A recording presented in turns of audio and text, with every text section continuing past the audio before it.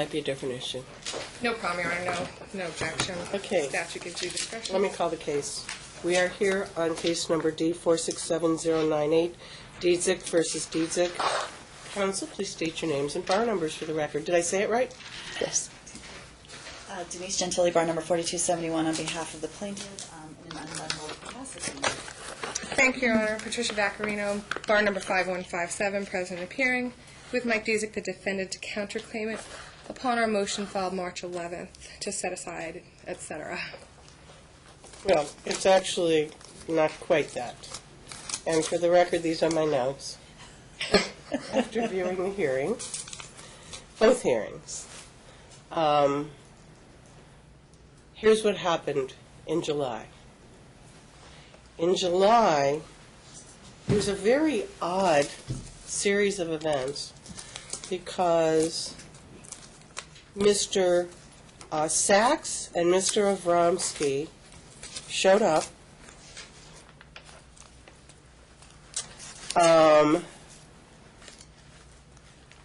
And were invited to withdraw, which was odd, because day of trial, I'm not prepared, can we have a continuance? No, but you're free to withdraw. They didn't. Apparently, Mr. Sachs, out of goodness of his heart, stayed in the case and represented the plaintiff fairly, from what I could see.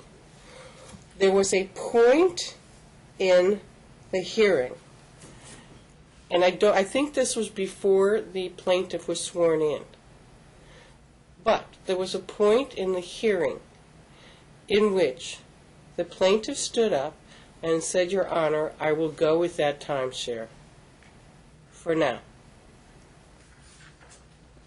And at that point, Ms. Vaccarino suggested, let's do this for 90 days and see what happens. Judge Nathan, on the other hand, didn't want to wait 90 days because judges like to close their cases. She said, no, whatever I do is going to be a final order, and you could do things subsequent to a final order.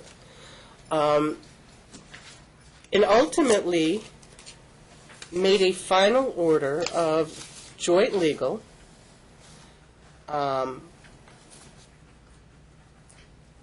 primary to the defendant, and set the visitation. Okay? And then the parties tried their financial issues. And nothing ever was said again at that particular hearing about the timeshare or custody. And thereafter, Judge Nathan granted a divorce on the record. Right? Can you follow me so far? Okay. And then time passed, and ultimately, 6 months later, a decree was submitted, and Mr. Sachs never officially withdrew in the case.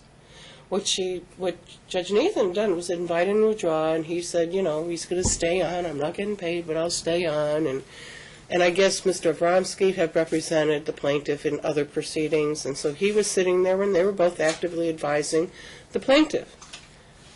And Mr. Sachs engaged in examination and cross-examination.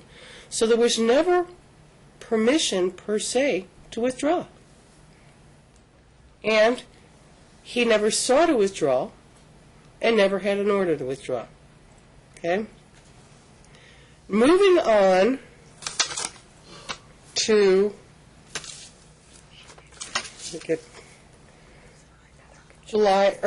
December 17th, 2013, I have a premature motion for a new trial. That's a fugitive document. I don't think, wait, when was the, I take that away, back. The decree was entered. The decree was entered in November. Okay, so it was 4 months before the decree was entered. Followed by a motion for a new trial that I believe exceeded the 10 days, and was filed by the plaintiff before Mr. Sachs withdrew. He had been offered leave to withdraw, but he'd never withdrawn. So it was kind of an odd situation, so he remained as retained counsel, and so that the motion for a new trial was in fact a fugitive document. It was pointed out by Ms. Vaccarino, and it was acknowledged by Judge Nathan. Here's where it gets really, really confusing. Judge Nathan neither granted nor denied the motion. What she told Ms. Vaccarino, because Ms. Vaccarino said, well, we have a counter motion that we want to assert, et cetera, et cetera, et cetera, and she said, well, then I suggest you get that on file. No return or continuance or anything was set, and no opposition and counter motion was ever filed. The plaintiff improperly submitted an order granting the motion for a new trial, in spite of the fact that the motion was neither granted nor denied. That is the main reason. There are two reasons why I'm setting aside the order granting a new trial. One is because it was created as a fugitive document, and two, because there was never a ruling by Judge Nathan on the motion. So there was no order to be signed. So the question is, where does that leave us? May I ask a question, Your Honor? So you're setting aside the vacating of the decree, which is very important for tax and other purposes, too. Ms. Vaccarino, please. May I ask a question? Yes. Can you tell who was served with the notice of entry of the decree that Mr. Sachs didn't sign off on, nor did Hanley? Because if she was the one that received notice, then that was improperly noticed as well. That means notice of entry. I understand that, but that was not the gravamen of her motion. But if there's never been notice of entry of the decree, then we can fix the record that way. You may wait. I'm going to go backwards. The problem is it's still fugitive. I understand that, but then that also means there's been no notice of entry if it's been gone to the wrong person. So the time will not have lapsed.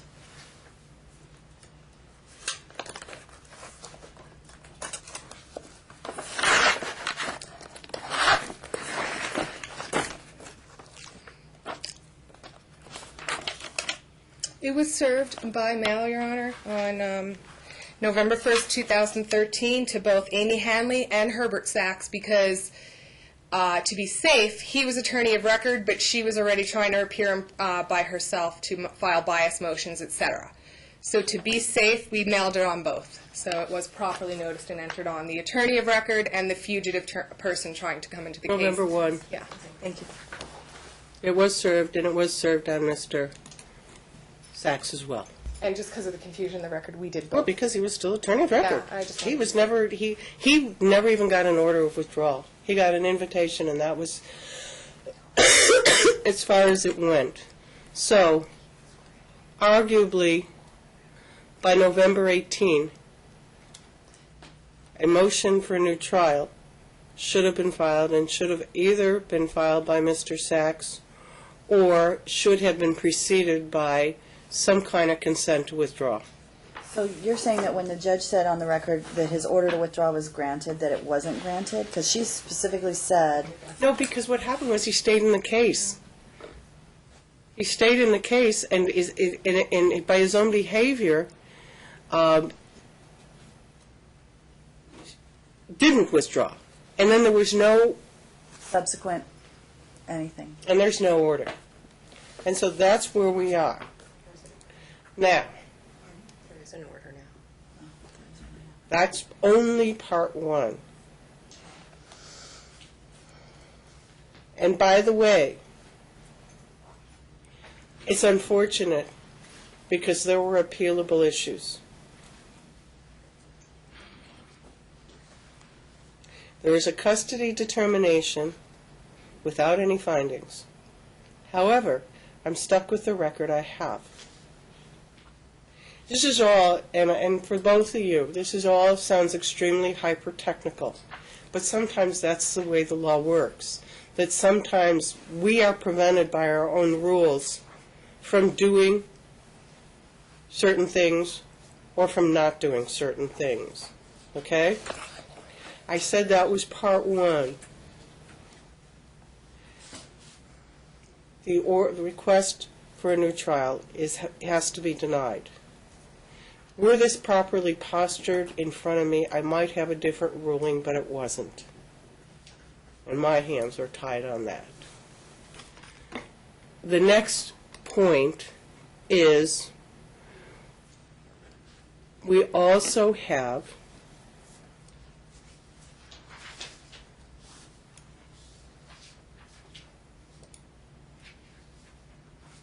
and let me find it.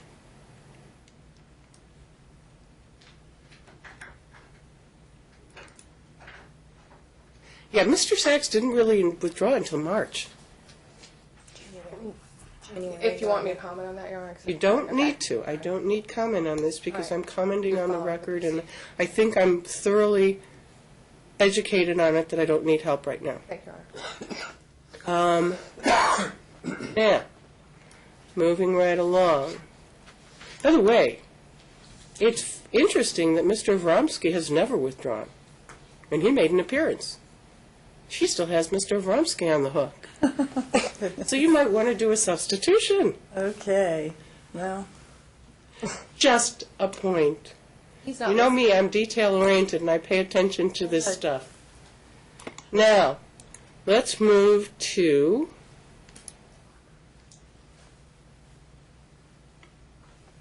wait a minute. There's something new.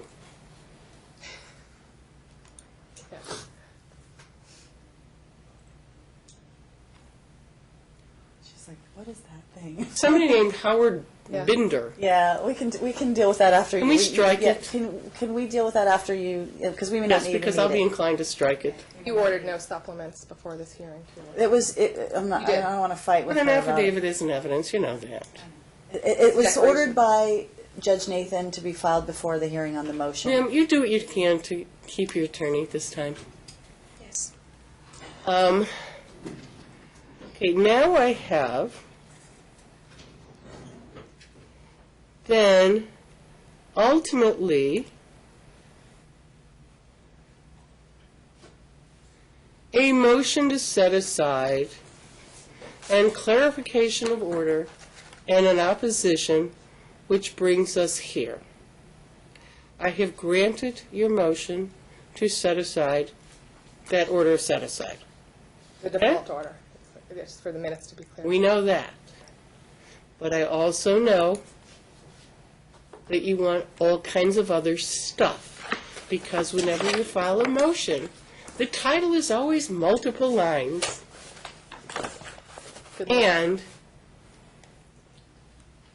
you want an order to show cause, you want confirming primary physical custody, you want reducing arrears to judgment, and then I get the opposition. Again, filed in proper person for relief I can't grant. I just can't. I cannot go back to previous orders that are subsumed by a decree that I am not able to set aside. I said, we're dealing with a lot of hyper-technicalities. So, right now, the defendant has primary physical custody. The defendant has the timeshare set forth in the decree. I could find her in contempt or not. Not. I know, that's your request. Right. And I think that these parties both need to get off their high horses. Both. The attempted negotiation, right? Both parties. Have you had any discussions that would resolve this case? I have, Your Honor, with Mr. Gentile. We've attempted. Anything that's helpful? I just don't think we're quite on the same page.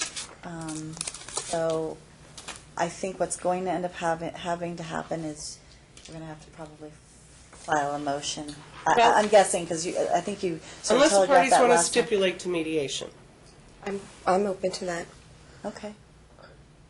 If she pays the costs, and because It's $200. I'll tell you why, Your Honor. She's in arrears $5,000. And we you know can what? talk about that. Huge, and he owes me money. I am not, it always is a problem for me when we talk about money in the context of custody. Custody, right. It is the reason that I have a firm rule about all financial matters are resolved by the judge and not in This mediation. is what my client would prefer, because he's gone to mediation with her. That we do we've already did discussions by phone, and we do one letter. She knows exactly what our position is. It's called a baby step provision.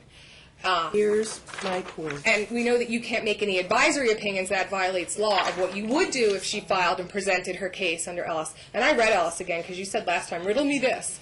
Ellis v. Carucci clearly says stability in custodial orders. She has to prove something on this end is screwed up. I know. That's why Irrelevant. that's and I'll why tell you we're why. not. That's We why still we're- didn't get oh. the doctor's records. Your Honor, she should take baby steps. She should continue to be monitored. Did you know my client had supervised and options peeing in a cup for how many months? So this is revenge? Well, it's not revenge. That It's sounds best like in- it. That No, sure it's does. best interest. Let me just. What's good for the goose is good for the gander is your argument, No, right? before you hold that up and say, oh, look, clean test. Remember this, Your Honor. July 19th. She's supposed to go to ATI. She waits till December 5th. And she has on the December 5th. Wait a minute. She did. You're making. I'll be Your quiet Honor, while that's Denise speaks, argument. 'cause I know you don't like both You just of need us to be walking quiet. together. She needs to be quiet because that's the argument that's related to something completely Let's do different. this. We're on And- my motion today, and I don't want advisory opinions. Our motion is very, very clearly outlined, and you're right. I usually make it very detailed as to the exact relief we're requesting. We cannot grant her oral motion to modify visitation. I didn't say I was. I'm I just was saying- and we'll saying work with her? to avoid We will. Go to mediation. to avoid the expense associated with a motion to modify custody, the parties are able, under our rules, to self-refer to mediation. That was the question I asked. This isn't the best If you're case. saying no, fine. The only reason why this isn't the best case, Vaz, because of the horrible history. And it could be a huge waste of time. I would suggest that for 2 hours you go and stick to your But guns. she'll pay for the mediation. I think you should. Can we use domestic violence protocol? Because there's been a lot of TPOs. One in October that the hearing master said refer to you. She didn't even show up for the last fraudulent TPO she got against my. Your Wait a Honor, minute, oh my wait a minute, God. Wait a minute, wait a minute, wait a minute. Domestic wait a minute. violence. Can we stop right there? Has your client sought a TPO against the plaintiff? No. She's saying, I'm not worried about domestic violence. Let's keep us in the same room. She's the one that's alleged domestic violence. Right. It's usually the party alleging who makes My that client will call. go. She's paying for the expense. She said, that's fine, Your Honor. We'll refer to mediation. And that's by stipulation. But we're not waiving her legal burden to prove that she, under NRS 125-510. Zaccarino, please. All right, Your Honor, I have to make a record in this. No, you don't have to make a record right now. You can make a record if this goes to an evidentiary hearing. Right now, there's no need for a record. Well, orders made upon motions can be still appealed, Your Honor, as final This orders. that isn't affect- an order, this is a stipulation, Well, I want to counsel. be clear on what my client's stipulating to. He's willing to discuss under NRS 125-510 what's in the children's best interest now as to possibly increase or decrease her time. Because that's what's addressed in our motion. We thought a decrease was in order, but if we get some promises and some good faith and some better co-parenting, we can settle this. But she wants- I asked this question on Tuesday in a case. When did we stop talking about Dylan, Daniel, and Devin? When did we stop talking about them? I didn't. I actually got their school records to present today. No. When did we stop talking about them? Thought we weren't supposed to supplement. I didn't supplement, but I under Rule 11, I When did a did few. we stop I never talking did. about That's my them? answer. Never, ever sitting here today, that my primary concern as is my clients. Look, I was a trial lawyer for many years, and I understand advocacy, and I admire advocacy. I think you're an excellent advocate, Ms. Vaccarino. Okay? I do, and I think you both are. Thank you, Your Honor. But, sometimes good advocacy, I have learned in almost 10 years on the family court bench, isn't the end of the inquiry. And when I asked when did we stop talking about these children, both of these two have recriminations against each other up, to use a legal term, up the yin-yang, okay? And your client has a lot of anger over. Your Honor, that I have to stop you there. How about let me finish saying it? Because then you're just feeding into, and we have an assessment saying he doesn't have anger. Can I ask you not to interrupt me? Thank you.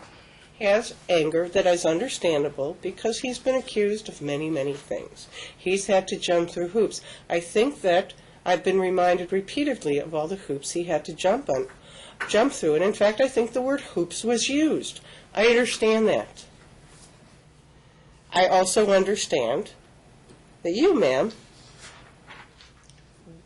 didn't represent yourself as well as you could have. And you created a lot of the problems that we have now, including your unwillingness to answer questions that you're obligated to answer. Okay, because it's about your kids. Now, with all that being said, is there a point in time when these two parents can call history history?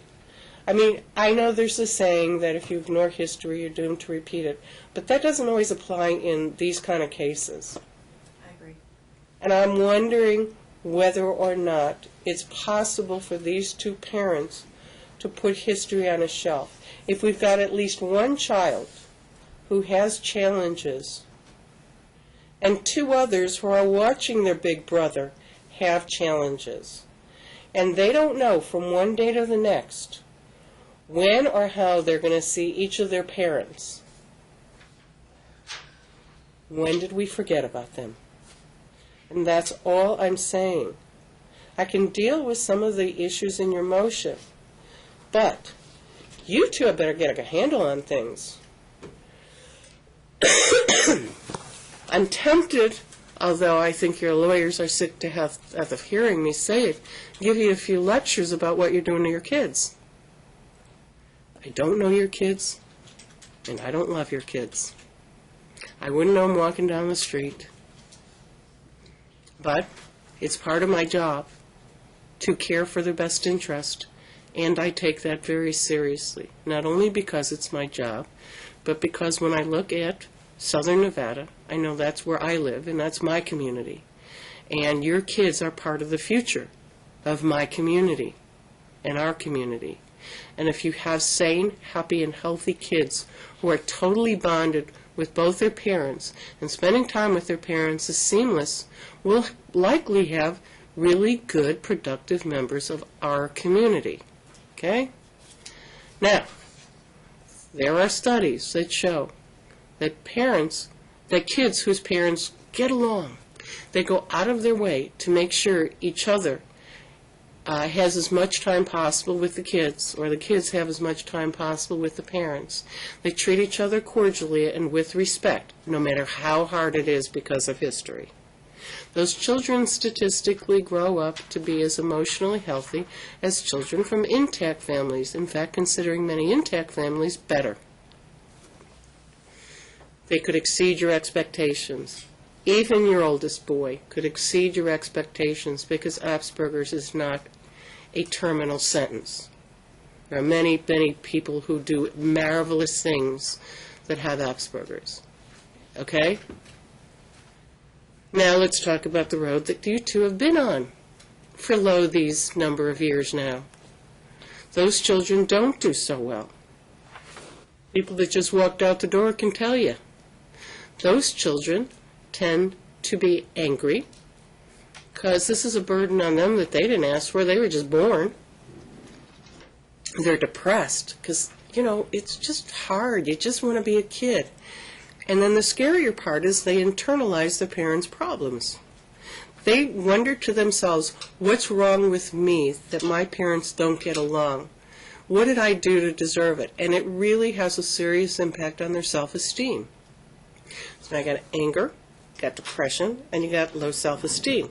How does that translate? Well, the first thing it'll translate as they get older is they're going to run the two of you ragged. They're going to manipulate the two of you like you wouldn't believe, because you two can't talk to each other and get to the heart of the problem. But as they get older, they may act out in school. because they're angry and oppositional. They may get in fights because they're angry. They may, and I don't know if your kids are smart. I don't know your kids. But they could yo-yo on the grades. You know, times are good, grades are good. Times bad, grades are bad. Or they could be so oppositional and want to make you nuts that the areas in which you expect them to excel, because that's their area, they'll get poor grades, and then they'll get good grades in, PE. Okay? Even though they're not particularly athletic. And again, I don't know if they are. And then they'll do a few other scary things. They're more likely, statistically more likely to do drugs. Highly statistically more likely to do drugs. They are statistically more likely to be sexually promiscuous. Highly statistically more likely. I don't know if the two of you want to be parents when one of your kids is 14, but that's a possibility. They may get in trouble with the law. Now, all these things have to do with their emotions. Sexual promiscuity has to do with killing pain and low self-esteem. Doing drugs, killing pain. Getting into trouble, anger. Getting into trouble with the law. Low self-esteem because it's easy to be guided by somebody to do the wrong thing. Their likelihood of graduating from high school drops precipitously. Their likelihood of going to college even more remote. All of these things, they could even join gangs, because sometimes these kids don't feel like they have a home in either home because it's so unpleasant, because both their parents are so angry. So they join gangs. It's a different home. And it's acceptance, self-esteem. I mean, these are all really scary things. And I don't know if you realize it because your kids are so young, but that's where you are. You're on that road. And when these things happen, and I really do hope they don't, but if and when those things happen, you know what you're going to have to do? Look in the mirror. It won't be something I can prevent. It won't be something your lawyers, as good as they are, can prevent. Only you can. So you two have to figure out a way to get back to where you started from. I don't expect you to have a boyfriend-girlfriend relationship or even a loving relationship. But you can be unified. And you are so, so far apart that I worry for your kids. And I think you should be scared to death. You should. So, if you do the right thing, your kids are going to graduate from high school. If you do the right thing, they'll go to college and graduate college, or maybe they won't, whatever they want to do. If you do the right thing, they may get married, and only once. If you do the right thing, one of them is going to give you your first grandchild at the right time. Now, those are all going to be important events in your kids' lives.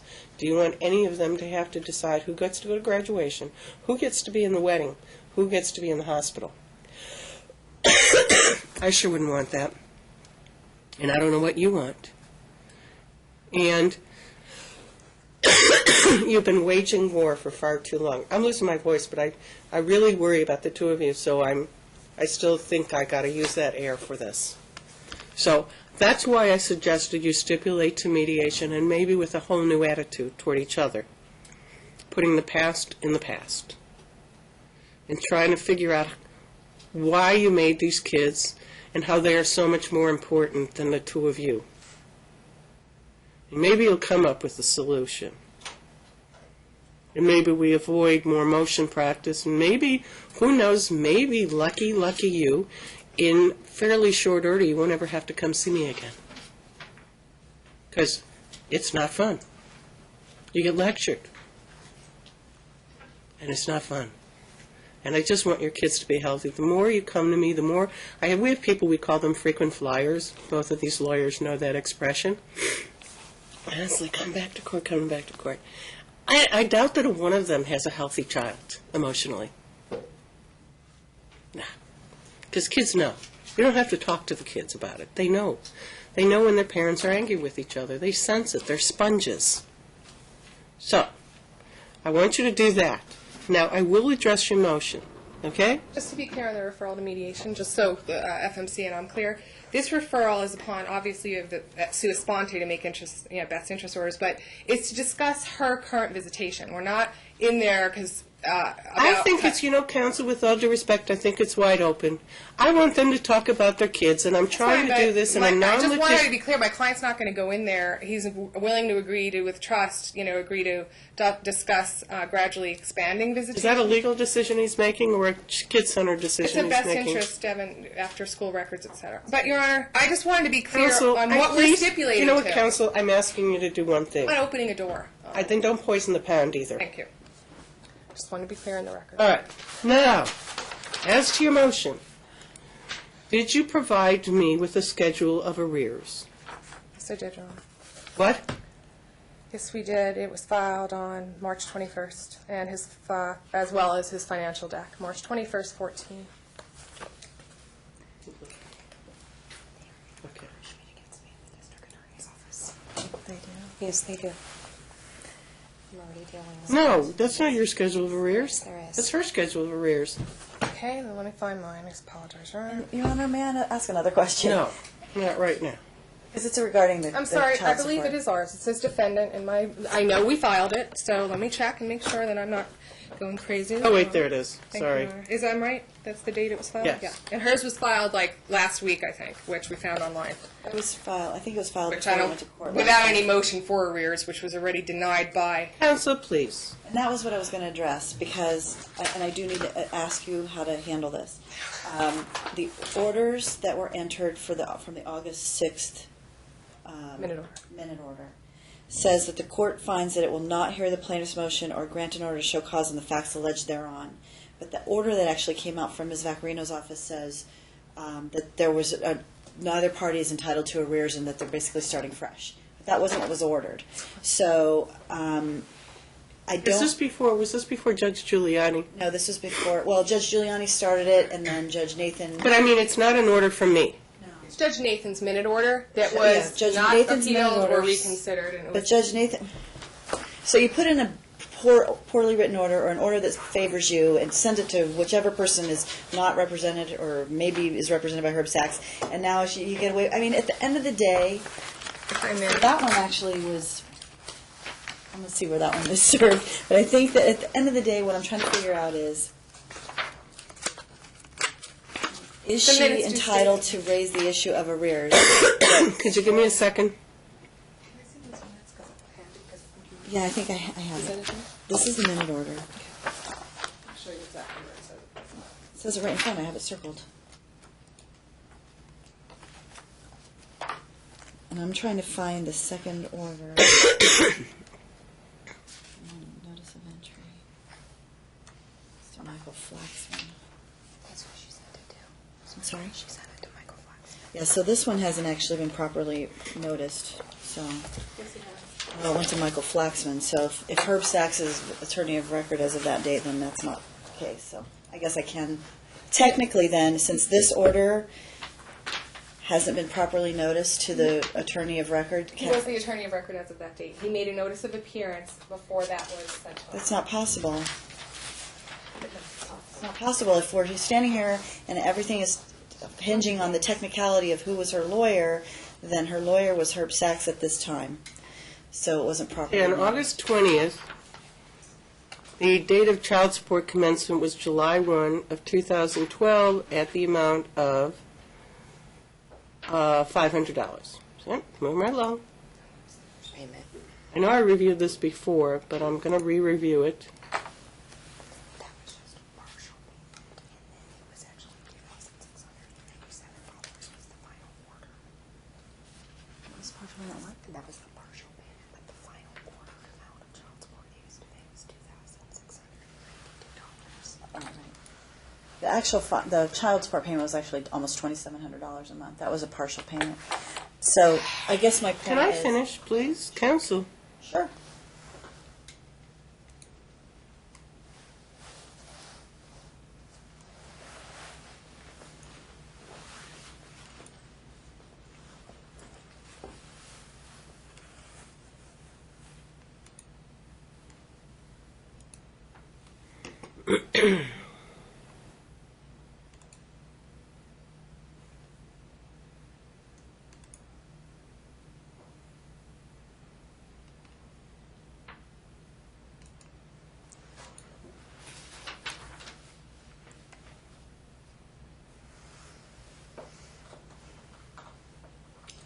I knew this was the reason I wanted to look at it. I'm looking for an order by Judge Giuliani that addressed arrears.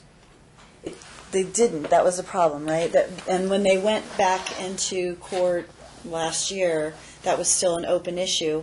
And as I understand it, then she filed her, Oh, I see. the order to show cause because he was. Problem she has now. I'm sorry? I'm telling you, this case is falling on hyper-technicalities, but the problem she has now is the issue of arrears was subsumed by the decree. Can't be brought up after the fact. If I'm not setting aside the decree, I'm stuck. She had a motion that was pending that Judge Nathan said she would take under advisement, which she did. But she said, I'm not making an order at this time. And actually, the child support orders aren't even included in the decree. The child support orders are separate. It was just that's why we have these two separate orders. Because I am stuck, as I said, for reasons having less to do with merits and more to do with the history of the case, with the decree I have. right, but the decree doesn't say anything about that.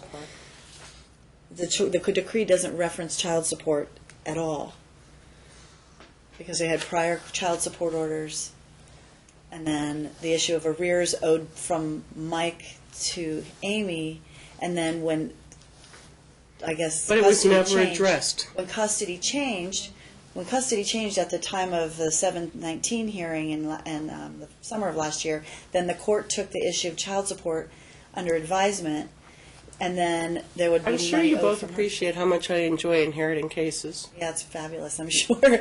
I kind of do too. This is kind of what I've done with this case as well. So I guess, so what I'm trying to say is, prior to the 719 date, there were arrears from Mike to Amy. Mike was ordered to pay $26 and some odd $100. I understand that, Okay, but then as of that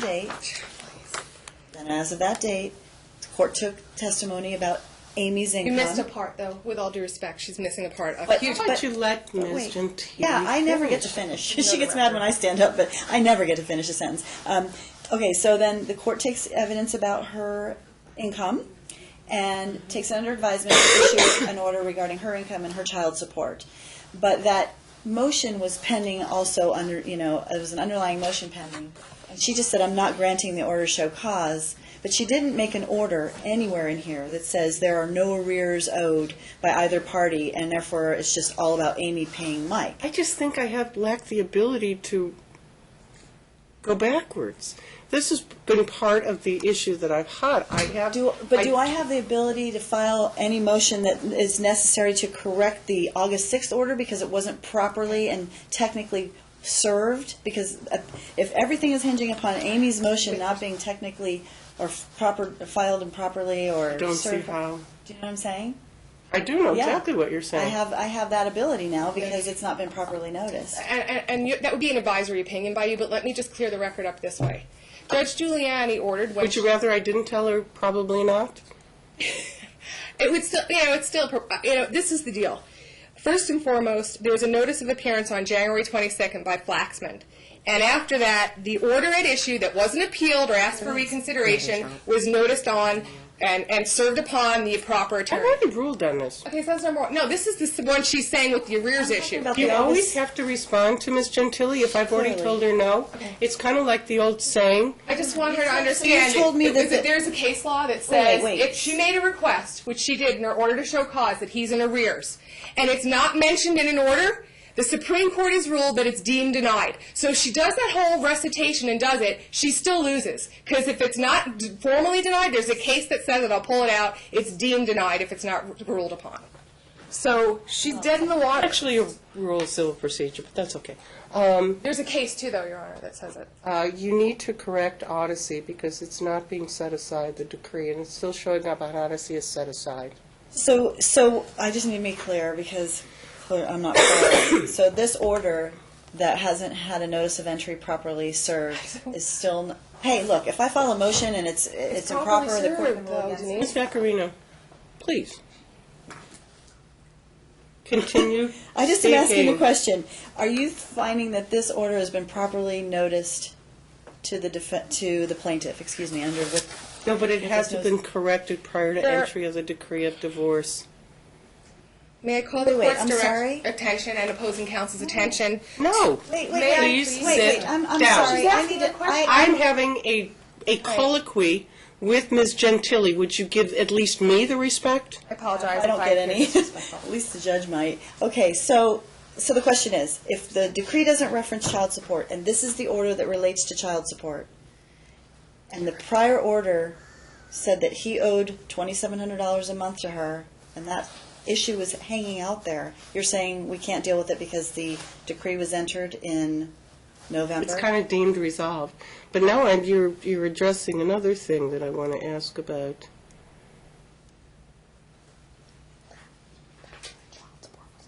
Child support isn't set in this decree. That's what I was saying. It's in the minute Because, order. no, Minute order's no good, it's in the minute order from August, that's what Why I'm is the trying to minute say. order no good? because it's subsumed by the decree that doesn't address child support. Your Honor, it is a valid existing order that was No. taken under It's advisement. the same thing I just said to Ms. Gentili, Right. What? that everything that happens prior to entry of a decree is temporary in nature and is subsumed by the decree. For example, there are no arrears if they're not addressed in the decree. So there's no child support order then either, because Let the me- decree was No, and I entered think this, after what August. needs Let me to make- happen let me make is a motion to set child support pursuant to the decree. Wait, there's confusion here, Your Honor. So basically No. what you're saying is that everything that happened prior to the 7/19 hearing, the motion that was filed, the August 6th minute order, which was not entered until February, but it happened prior to the November date. The November date is what subsumes everything. And what Order that subsumes means, everything, and that means there's ironically, no child support orders. what that means is that any order for support is as of the November 1, 2013. Your Honor, if I may, what happened was, we entered custody stipulation in the record. You saw it. Then they took testimony on money. Part of that issue was she set the plaintiff's order to show cause for failure to pay. Can I'll ask you one question real quick. I did the same thing. I'm going to do colloquy Okay. with you. Okay? Yes. There is a minute order, you say, on August. child. All right, let's just assume there is. I'm not going to look right now. Was EDCR 7.50 mentioned? In the minute order? Yeah. No. And it needed to be reduced to writing. It was. But it was reduced to writing in February. And then it was subsumed because it was a temporary order. No, it wasn't.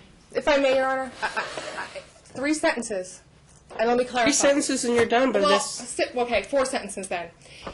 There was a pendente lite hearing where Judge Giuliani said, I've changed this timeshare now. You both need to file new financial decks, and then I'll set child support, okay? She never filed one. She came into trial on, we did. She came into trial on July 19th. She agreed to custody. They Those 4 sentences. Sorry. They testified about money. She filed an order to show cause before trial, asking for arrears and for him to be in trouble because he wasn't paying it. This minute order that was entered from August 6, 2013 on February 21st, 2014, and served on the attorney that appeared for her in the case on January 22nd, 14, is a valid order reduced to writing stemming from the July 19th proceedings, wait a minute, and the August 6th, 2013 minute order. All right, here's my ruling. Now, Because she it's gets going to be, away with it's going to child be a ruling, so please have a seat because I will not entertain further argument. If I may, Your No, Honor? you may not. Sit There's no down. motion pending. Sit down. I don't I get was it. asked about child support by both parties. I'm addressing child support as where the situation is. I am not ruling per se because I don't have a motion, but because anything that occurred prior to entry of the decree on November 1, 2013 was a temporary order. Everything and anything, including arrears, were taken off the table because they were subsumed by the decree.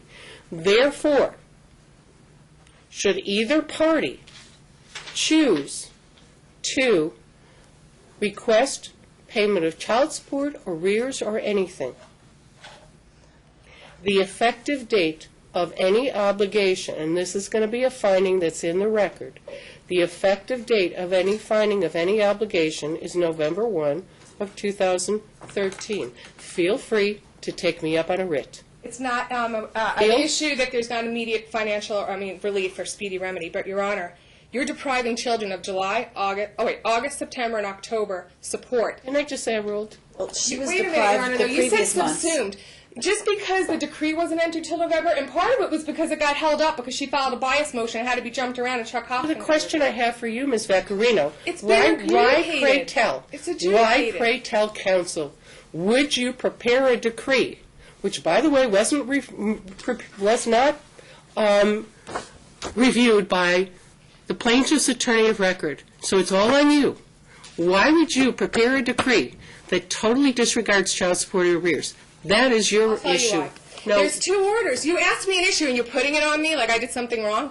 There's a July 19th order and there's an August 6th minute order, and they're two separate orders discussing two separate things, and it is res judicata, and you're now, Your Honor, you know what? There's saying no you're such taking thing as away res 3 months. judicata without a final order. Your Honor, the final order was entered on February 21st. No, Why it not? wasn't. Why wasn't it entered? Because the happened in final order August. is the decree of Oh, divorce. it's not, Your Honor. Your Honor, did you ever have a decree and then there's issues The you order leave? should have been done a long time ago, Your long Honor, before the decree. you ever have a decree and then you leave some issues under advisement and then you rule on those by No. order? Those were Well, Your wrong. Honor. No. Well, this judge did, and it's not wrong. Show me, give me a Your Honor, chance. if Wait I a may. minute. Before you I'm file, done. before you make this ruling, I just did. Your Honor, will you give me the opportunity to provide you with case law that tells you this is res judicata and you can't go back and undo Judge Nathan's minute order? You're telling me You undid Judge Nathan's minute What did I order. do wrong? She issued a minute order post decree, and she said she was going to do that, and it's in the decree. I don't want this case over litigated. I will Oh, tell you're you, welcome, I'm hurt. both parties have suffered from the way So how this much child case support is she due devolved. today? How much child support's due today? Because on our motion, we asked for arrears, and before we leave, Your Honor, Did you ask that the child support be the set? last two cases I had, for whatever And reason, you're here's what's so asking me to interesting. appeal you instead of just addressing my very good Tell motion. me, did you ask in your motion that child support be set? Your Honor, Interestingly, Your okay, Honor, let me go through my report. Interestingly, she argues that the children Why were don't you let her deprived of answer my child questions, but you support. shut me up? You said that she Go to mediation, she's both of arguing you. about child support and the kids being deprived of child support, but there was a huge amount of arrears that weren't paid that the kids were deprived of Your as Honor. well. So I guess This those is issues what Okay, are we're off the closed. record now. Your Honor, if I may, can We're you off the please record now. address the rest of my